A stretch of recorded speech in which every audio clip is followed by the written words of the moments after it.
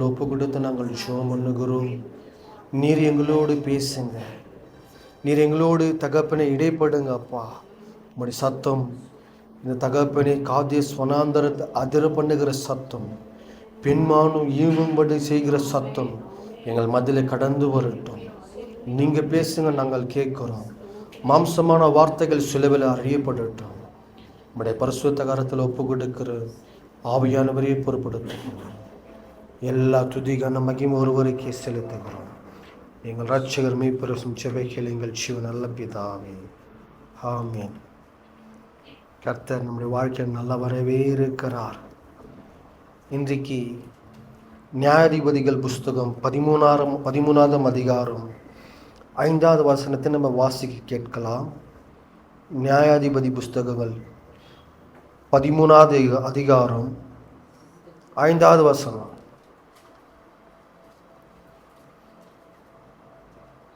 நீ கர்ப்பம் தரித்து ஒரு குமாரனை பெறுவாய். அவன் தலையின் மேல் சவரன் கத்தி படலாகாது. அந்த பிள்ளை பிறந்த முதலால் தேவனுக்கென்றே நசரேயனாக இருப்பான். அவன் இஸ்ரவேலை பெலிஸ்தன் கைக்கு நீங்களாக்கி ரட்சிக்க தொடங்குவான் என்றார். 13:5. நல்லா யோசித்து நல்லா கவனிங்க. தேவனுக்கென்றே நசரேயனாக இருப்பான்.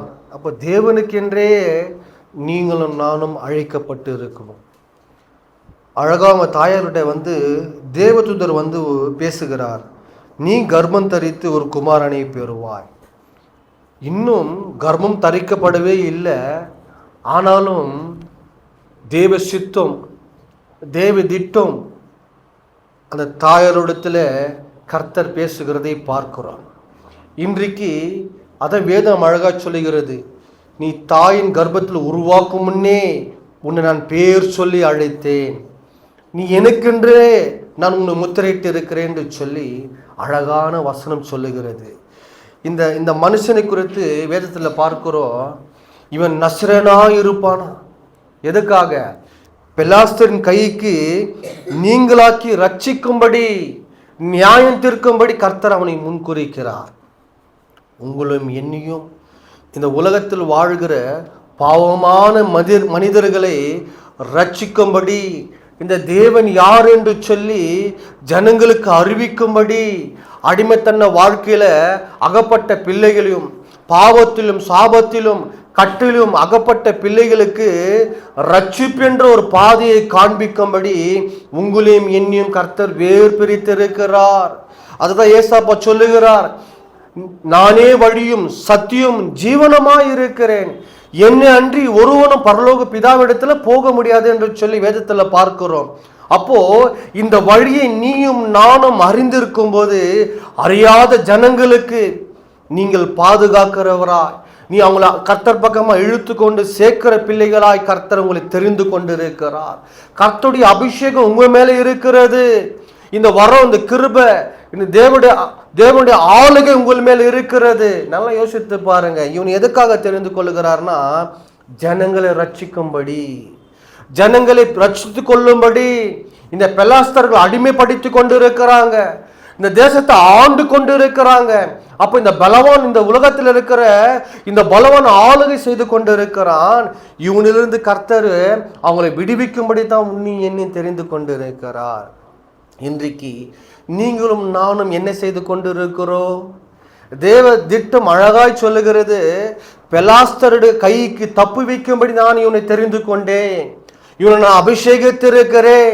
இன்னும் கர்ப்பம் உருவாக்கப்படவில்லை, இன்னும் கர்ப்பம் அவனுக்கு தரிக்கப்படவே இல்லை. ஆனா தேவ வார்த்தை வருகிறது. அந்த தேவ வார்த்தையின்படியே அவன் உருவாக்கப்பட்டு இந்த பூமி கடந்து வருகிறதை பார்க்கிறோம். அவன் பேர் தான் சிம்சோன். இந்த சிம்சோன் கர்த்தர் எதற்காக அழைத்திருக்கிறார்?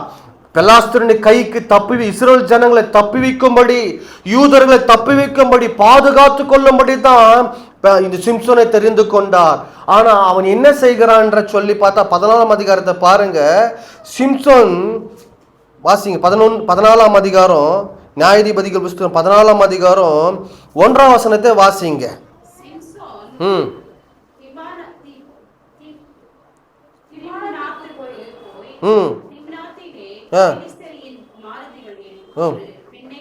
ஒரு பெண்ணை கண்டு. யாருடைய பெண்ணை கண்டானா? பெலிஸ்தருடைய பெண்ணை. யாரிடத்தில் ரட்சிக்கும்படி கர்த்தர் தெரிஞ்சு கொண்டு இருக்கிறாரு? இந்த பெலிஸ்தருடைய கையிலிருந்து இஸ்ரவேல் ஜனங்கள் ரட்சிக்கும்படி தான் அவனை தெரிந்து கொண்டு இருக்கிறார். ஆனா இவன் இது எங்க போறானா? அந்த பெலிஸ்தருடைய பெண்ணை கண்டு. அது கீழ்கிற வசனம் வாசிங்க. நோக்கி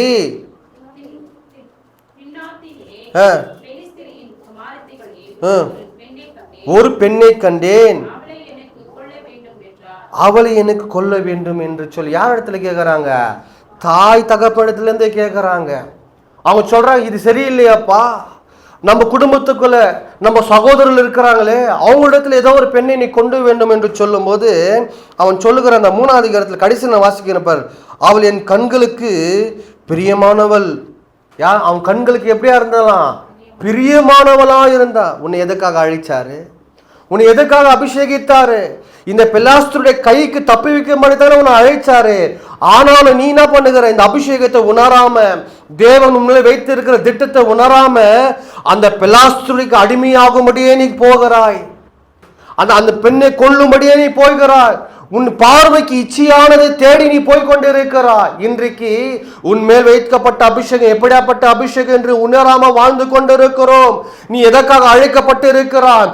பாவத்துல சாபத்துல வாழ்ந்திருக்கிற ஜனங்களை கர்த்தர் பக்கமாய் திருப்பும்படித்தானே, விடுவிக்கும்படித்தானே உன்னை தெரிந்து கொண்டிருக்கிறார். இன்றைக்கு அந்த உலகத்துக்கே நீ அடிமையா உன்னை வித்து போடும்படி, அந்த இச்சைக்கு உன்னை ஒப்பு கொடுக்கும்படி, உன் கண்களுக்கு இச்சை அழகாய் தோன்றுறது. நான் என்ன பண்ண, நான் என்னை பெற்றுக்கொள்ள என்று சொல்லி இந்த உலகத்தை தேடி வாழ்ந்து கொண்டிருக்கிறார். இதற்காக உன்னை என்னை தெரிந்து கொள்ளவில்லை. அவன் கண்ணுக்கு எப்படியா இருந்தா, அவளை எனக்கு கொல்ல வேண்டும் என்று சொல்லி அவன் திருப்பி கேட்கிறான். என் கண்ணுக்கு எப்படியா இருக்குதா? என் கண்ணுக்கு பிரியமா இருந்தாலே, அவளை பாரு எவ்வளோ அழகா இருந்தா, அவள் பிரியமா இருக்குது என்று சொல்லி அவளை பார்த்து அவளை திருமணம் பண்ணியே ஆக வேண்டும் என்று சொல்லி அவன் விழுகிறதை பார்க்கிறோம். பெண் பார்க்கும்படி கடந்து செல்கிறாங்க. வழியில அவன் தனியா போகிறான். ஃபர்ஸ்ட் பாருங்க, எப்போ இந்த உலகத்தின் காரியம் நம்ம இடத்துல வருகிறதோ, இந்த ஆவிக்குரிய தகப்பனை விட்டு நம்ம எப்போ விலகி போகிறோமோ, பாவம் நம்ம இடத்துல சேருகிறதா இருக்கிறது. தன் தாயும் தகப்பனை விட்டு என்ன பண்றான்? வேறு வழியில போகும்போது அவனுக்கு முன்பதாக சிங்கம் ஒன்று வருகிறது. அந்த சிங்கத்தை பார்த்து என்ன பண்றான்? ஒரு ஆட்டுக்குட்டியுடைய வாயை கிழித்து போடுகிறது போல அந்த சிங்கத்தின் வாயை கிழித்து போடுகிறதை பார்க்கிறோம். எப்பனாக்கா இந்த ஆவியானவர் கடந்து வருகிறார். ஆவியானவர் கடந்து வந்து அவனை நிரப்புகும் போது இந்த சிங்கத்தின் வாயை கிழித்து போடும்படி அவன் எத்தனை கொல்லுகிறான். சிங்கத்தின் வாயை கிழித்து போட்டான். சிங்கம் மரித்து போயிடுச்சு. நல்லா யோசித்து பாருங்க. ஒருவேளை ஆவியானவர் கடந்து வந்தவில்லைனாக்கா அந்த சிங்கம் அவனை அடித்து போட்டு இருக்கும். தேவ திட்டம் அவனுக்குள்ள நிறைவேறே இருக்காது. அதனால தான் இன்றைக்கும் உன்னியும் என்னியும் நீ பாவம் செய்தாலும் சரி, கர்த்தரை விட்டு விலகி போனாலும் சரி, அவர் கிருபை உன்னை தாங்கி கொண்டே இருக்கிறது. ஏன்னா முழுக்க தேவ திட்டம் உனக்குள்ள நடக்கணும், உனக்குள்ள கிரியை செய்யணும் தான் கர்த்தர் விரும்புகிறார். உன்னை என்ன எதற்காக அழைத்து இருக்கிறாரோ அதை நோக்கி நீ ஓட, அதை நோக்கி நீ வாழ, நீ ஒப்பு கொடுக்கணும் என்று சொல்லிதான் கர்த்தர் தன்னுடைய அபிஷேகத்தை உனக்கு கொடுத்திருக்கிறார். ஆனா மீண்டும் ஒரு விஷயம் என்ன பண்றானாக்கா, அவன் வழி விலகி போகிறதை பார்க்கிறோம். அந்த பெண்ணை பார்க்கும்படி அவன் கடந்து போகும்போது வழி விலகி போறதை பார்த்து என்ன பண்றான்? சிங்கம் அங்க அடிச்சு போட்டோமே, அதை பார்க்க வேண்டும் என்று கடந்து போய் என்ன பண்றானாக்கா, அந்த சிங்கத்தை பார்க்கும்போது அந்த சிங்கத்தில் இருக்கிற தேனை என்ன பண்றான்? அவன் எடுத்துக்கொண்டு அவன் சாப்பிட்டது மாத்திரம் அல்ல, தன் தாய் தகப்பனும் கொடுக்கிறான். தாய் தகப்பனிடத்தில் இது எங்கிருந்து வந்தது என்று சொல்லி அவன் சொல்லவே சொல்ல. இன்றைக்கு அப்படித்தான், உன்னை யாரும் பார்க்கல என்று சொல்லி நீ நினைக்காத. நான் தவறு செய்துகிறது யாருமே பார்க்கலையே, நான் பாவம் செய்து கொண்டிருக்கிறேன் யாருமே பார்க்கல என்று சொல்லி நினைக்காத. உன்னை உருவாக்கின தேவன் உன்னை பார்த்து கொண்டே இருக்கிறார். உன் மேலே பெரிதான திட்டம் இருக்கிறது. சத்துரு அதுதான் தந்திரமாய் அழகுள்ளதை காண்பித்து, உனக்கு கண்களுக்கு இன்பமானதை காண்பித்து உன்னை என்ன பண்றனாக்கா உன்னை இழுத்து கொள்ளுகிறான் தன் பக்கமாய். இந்த உலகம் அழிவுக்கு வைக்கப்பட்டு இருக்கிறதுங்க. இந்த உலகம் அழிவுக்கு வைக்கப்பட்டு இருக்கிறது. நீயும் நானும் எதை நோக்கி ஓடிக்கொண்டிருக்கிறோம்? இந்த பாவத்தை விட்டு வெளியே வா. உன்னை எதற்காக அழித்திருக்கிறார் சிம்சோனே? உன்னை எதற்காக தெரிந்து கொண்டார்? இந்த பெலாஸ்துடைய கைக்கு தப்பி வைக்க முடியாதானே கர்த்தர் உன்னை தெரிந்து கொண்டிருக்கிறார். இன்றைக்கு அந்த பெலாஸ்துடைய குடும்பத்துக்குள்ளே போய் நீ பெண் எடுக்கும்படி இதோ தேவனுடைய அபிஷேகத்தை மறந்து, தேவனுடைய திட்டத்தை மறந்து, இன்றைக்கு உன் சுயநலத்துக்காக, உன் இச்சைக்காக நீ வாழ்கிற சுகபமான வாழ்க்கைக்கு என்று சொல்லி இன்றைக்கு இந்த பாவத்தில் விழும்படி நீ தேடி ஓடிக்கொண்டிருக்கிறாய் அல்லவா? கர்த்தருடைய ஆவியானவர் உன்மேல இருக்கிறார். கர்த்தருடைய அபிஷேகம் உன்மேல வைக்கப்பட்டு இருக்கிறது. நீ ஜனங்கள் பாவத்தில் வாழ்கிற ஜனங்களை கர்த்தர் பக்கமா திருப்பும்படி தான் தாயின் கர்ப்பத்திலிருந்து உருவாக்கும் முன்னே உன்னை தெரிந்து கொண்டார். இன்றைக்கு இந்த ஆவிக்குரிய தகப்பனே, இந்த ஆவிக்குரிய சபையை விட்டு நீ வழி விலகி போகும்போது உன் வாழ்க்கை சீர்கெட்டு போகிறதா இருக்கிறது. இந்த ஆவிக்குரிய சபைக்குள்ள ஐக்கியத்துல நீ இருக்கும்போது, இந்த ஆவியினருக்குள்ள நீ இருக்கும்போது பாவம் உன்னை அணுகுவதே இல்லை. சிங்கம் வந்தாலும் சரி, ஆவியானவர்களுக்கு கடந்து வந்து அது மேற்கொள்ளத்தக்கதான பலத்தை கர்த்தர் கொடுப்பார். ஆனா தேவ திட்டத்தை மறந்து விட்டு தன்னுடைய சுயத்துக்காகவே, தன் சரீரத்தை ஒப்பு கொடுக்கிறதை பார்க்கிறோம். இன்றைக்கு அப்படித்தானே தன் சுயத்துக்காக நம்ம ஒப்பு கொடுக்கிறதை பார்க்கிறோம். இந்த பெண்ணை திருமணம் பண்ணி இந்த பெண்ணு திருப்பின்னு வந்து என்ன பண்றாங்கனாக்கா, இவன் சரியில்லை என்று சொல்லி வேற ஒரு சிநேகிதனை கட்டி கொடுக்கும் போது இவனுக்குள்ள கோபம் வந்து என்ன பண்றானா, அழகா சொல்லுகிறது பாருங்க. 15ஆம் அதிகாரத்துல இந்த 4ஆம் வசனத்தை பாருங்க. புறப்பட்டு போய் 300 நரிகளை பிடித்து ஒரு ரெண்டு நரியா என்ன பண்ண வாழைகளை கட்டி போட்டு கொளுத்தி விட்டான், நெருப்பு கொளுத்தி விட்டானா. இவன் வேலை என்ன? ஜனங்களை பாதுகாக்கிறது தான் வேலை. ஜனங்களை பிலாஸ்தருடைய கைக்கு தப்பு வைக்கிறது தான் உன்னுடைய வேலை. இன்றைக்கு நீ எதை நோக்கி ஓடிக்கொண்டு இருக்கிறாய்? உன் சுயநலத்துக்காக உன் அபிஷேகத்தை யூஸ் பண்ணி கொண்டு இருக்கிறாயா? இது ஒரு நாள் உன்னை விட்டு அகன்று போய்விடும். தேவன் பார்க்கல என்று நினைக்காதே. நீ நடக்கிறதும் உட்காரதும் எல்லாவற்றையும் அறிந்த தேவன் உன்னோடு தான் இருக்கிறார். சிங்கம் வரும்போது கர்த்தருடைய ஆவியானவர் கடந்து வந்து அந்த சிங்கத்தினுடைய கர்த்தர் தப்பி வைத்தார். எதுக்காக தப்பி வைத்தாரு? அந்த பெலாஸ்தருடைய பெண்ணை திருமணம் பண்ணி கொடுத்து தப்பி வைத்தாரு? இல்ல, உன்மேல தேவ திட்டம் இருக்கிறது, உன்மேல தேவ அபிஷேகம் இருக்கிறது. வானம் பூமி ஒழிந்தாலும் என் வாயின் வார்த்தை ஒழிவதில்லை என்ற வசனம் சொல்லுகிறது அல்லவா? அவர் சொன்னது தான், என் ஜனங்களையும் ரட்சிப்பான். அழகா சொல்லுது. 14 பாருங்க.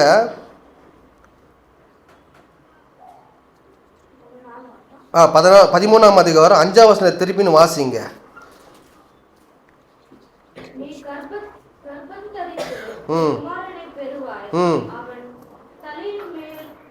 சவரன்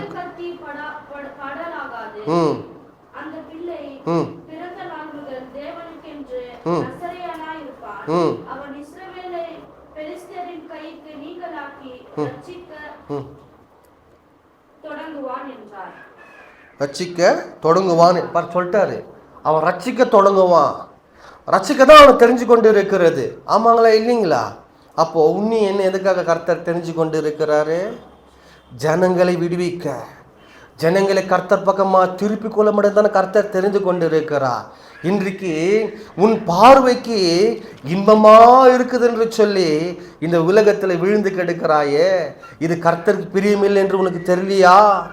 கர்த்தர் இது இன்பமா, கர்த்தருக்கு இது பிடிக்காது என்று உனக்கு தெரியலையா? அவன் சொல்லுகிறான், அவளை எனக்கு கொல்ல வேண்டும். எப்படியா? அவள் என் கண்களுக்கு பிரியமானவளா இருக்கிறாள். பிரியமானவளா? எப்படி நீ பிரிய என்று கண்டுபிடிச்சா? எப்படி நீ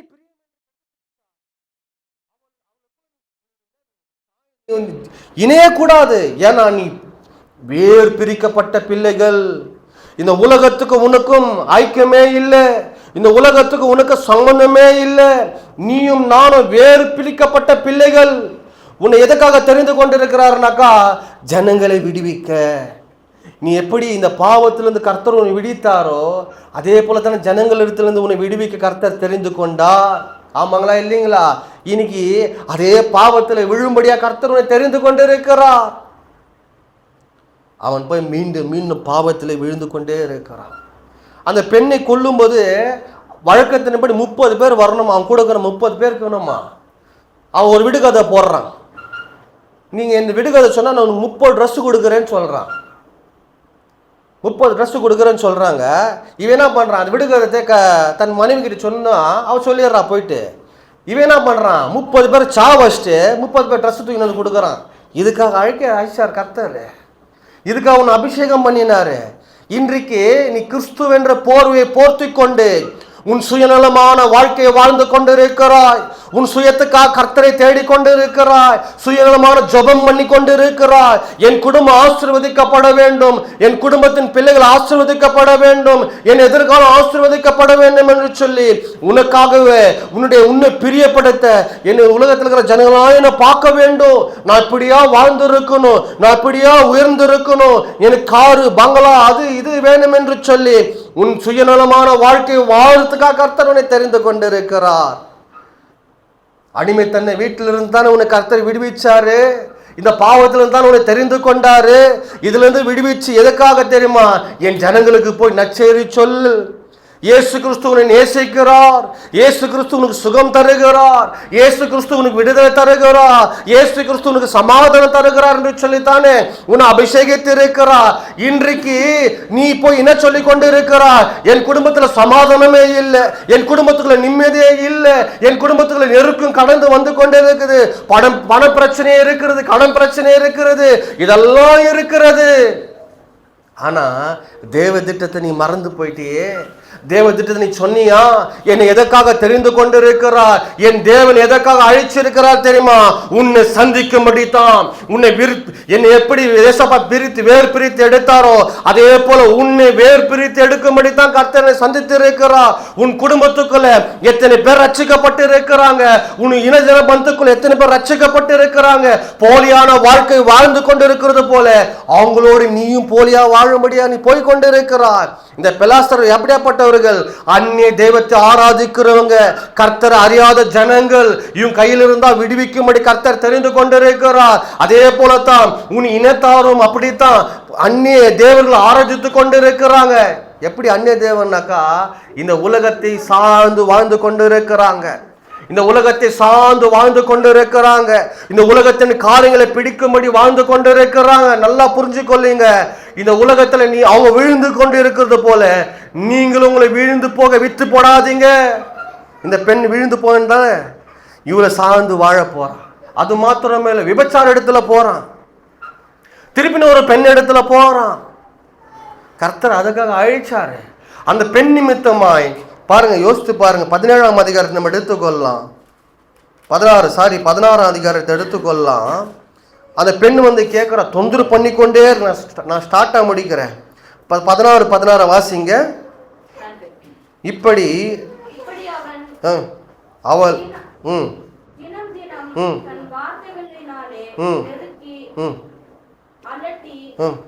கொண்டே இருந்தாள்.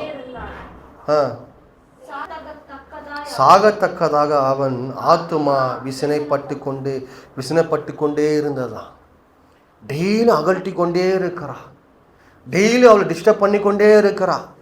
எனக்கு சொல்லு, எனக்கு சொல்லு, எனக்கு சொல்லு, எனக்கு சொல்லு என்று சொல்லி இவளை அலட்டி கொண்டே இருக்கிறதை பார்த்து அவள் சொல்லுகிறான், இன்றைக்கு அப்படித்தானே உன் அபிஷேகத்தை நீ விட்டுட்ட, உன் அபிஷேகம் அப்படித்தானே விட்டுட்ட.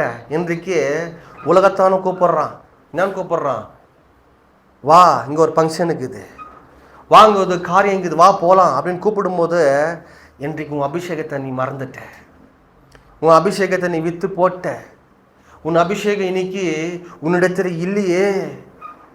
இன்றைக்கு அந்த அபிஷேகத்தை விட்டு போட்ட மாத்திரத்தில் 21 பாருங்க, பெலாஸ்தர் அவனை பிடித்து அவன் கைகளை கண்களை பிடுங்கி அவனை காசாவுக்கு கொண்டு போய் அவனுக்கு 2 வெண்கலை விலகு போட்டு சிறைச்சாலை என்ன பண்ணாங்களாம், மாவரிக்கும்படி வச்சிட்டாங்களாம். அவனை எதுக்காக அபிஷேகம் பண்ணாங்க, அவனை எதுக்காக அபிஷேகம் பண்ணாங்க, பிலாஸ்தரின் கைக்கு ரட்சிக்கும்படி தானே அபிஷேகம் பண்ணாங்க. இன்றைக்கு அவனை கேலியாக்கும்படி என்ன பண்ணாங்க, மாவரிக்கி விட்டாங்க, அவனை மாவரிக்கி வச்சுட்டாங்க.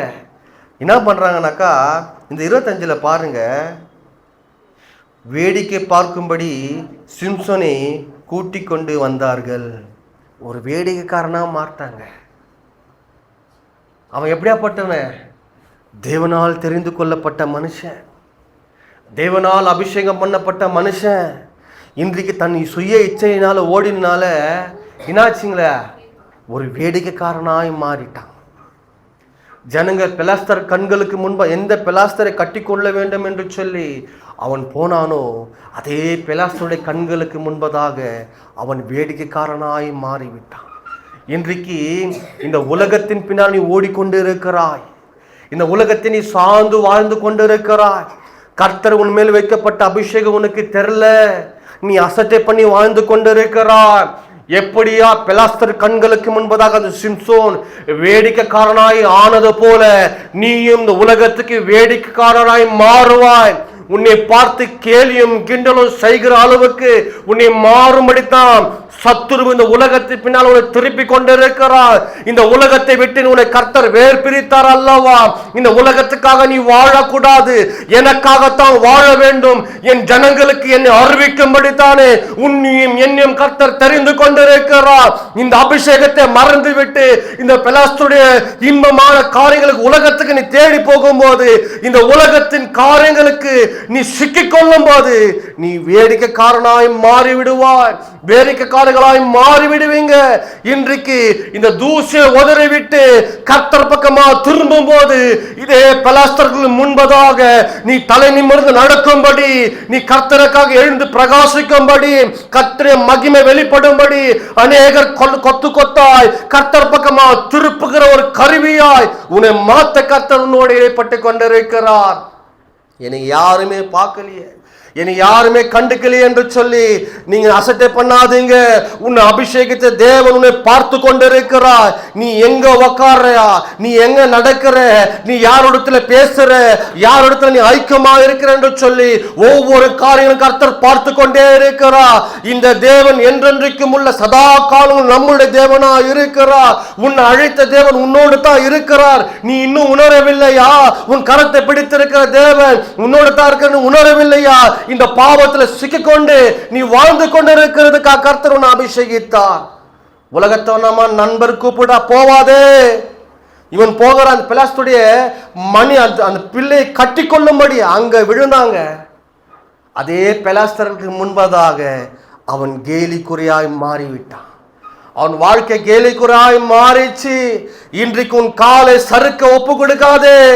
தேவ சமூகத்தில் விழுந்து கிடந்து என் கால் சறுக்குதாப்பா, இது சறுக்காதபடி என் அடியை உறுதிப்படுத்துங்க என்று சொல்லி உன் வாழ்க்கை நீ ஒப்பு கொடுக்கும் போது உன் சூழ்நிலையும் மாறும், உன் நெருக்கங்கள் மாறும். உன் சுயத்துக்காக உன் அபிஷேகத்தை நீ யூஸ் பண்ணிக்காதே. கர்த்தருடைய அபிஷேகத்தை அசட்டை பண்ணாதே. நீ பரிசுத்தாவினை அசட்டை பண்ணாதே. தேவன் நம்மதில் உலாவி கொண்டிருக்கிறார். இந்த பரிசுத்தாவின் உலாவி கொண்டிருக்கும் போது நீ அசட்டை பண்ணா ஒரு நாள் உன்னை ஜனங்கள் அசட்டை பண்ணுவாங்க. தேவ அபிஷேகத்துக்கு அவன் அசட்டை பண்ண ஒப்பு கொடுத்தான்.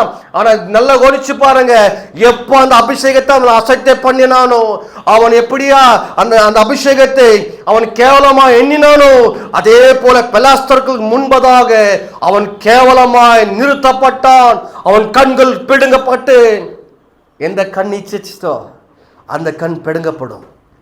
எந்த கண் இன்றைக்கு இந்த உலகத்தை பார்த்து நீ போறியோ அந்த கண் உன்னை விட்டு எடுக்கப்படும். எந்த கால் மனிதருக்கு பின்பத மனுஷனுடைய வார்த்தைகளை கேட்டு நீ போய்கொண்டிருக்கிறாயோ அந்த கால் உன் காலில் இருந்து உன் உடம்புல இருந்து பிடுங்கப்படும்.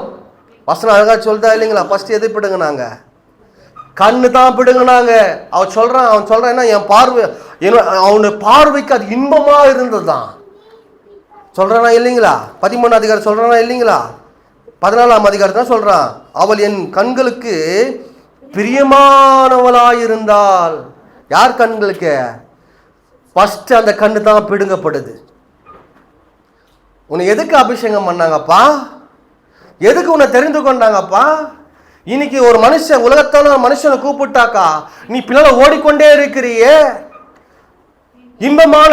இன்பமானதை காண்பித்து உன்னை இழுத்து கொண்டிருக்கிறான். உனக்கு புரியவில்லையா? தேவனுடைய உன்மேல் வைக்கப்பட்ட திட்டம் பெரிதல்லவா? அபிஷேகம் பெரியதல்லவா? இந்த அபிஷேகத்தை நீ அசட்டை பண்ணும்போது எந்த ஜனங்களுக்கு முன்பதாக நீ அந்த ஜனங்க தாவேன் என்று சொல்லி போனையோ அதே ஜனங்க உனக்கு கேவலமாய் பார்க்கும். நீ நடக்கும்போது இன்னைக்கு உனக்கு சந்தோஷமா இருக்கும், உனக்கு இன்பமா இருக்கும். நீ நடந்து போகிறதும் அவங்களோட கூட்டம் சேர்ந்து போய்கொண்டு இருக்கிறது உனக்கு சந்தோஷமா இருக்கும். ஒரு நாள் அதே நாவு உன்னை கேலி பண்ணும், உன்னை பரிகாசம் பண்ணும்.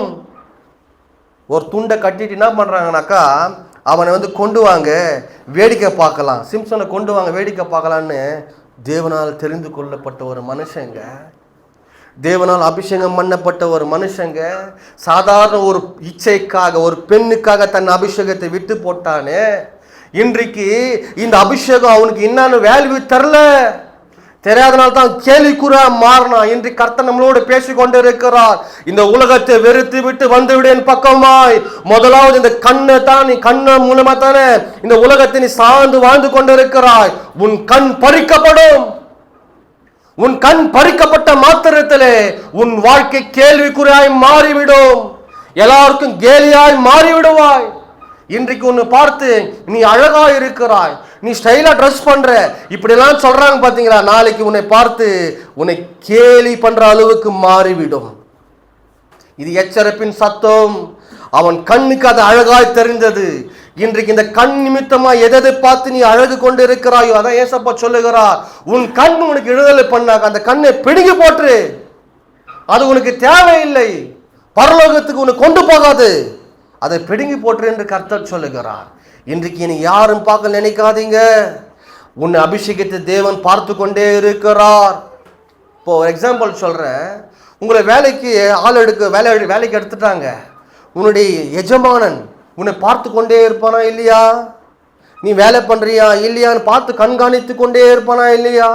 உலகத்தினுடைய எஜமானே உன்னை பார்க்கும்போது உன் மேல பெரிய அபிஷேகம் திட்டம் வைத்திருக்கிற எஜமானர் பரிசுத்த தெய்வம் பார்க்க மாட்டாரா உன்னை?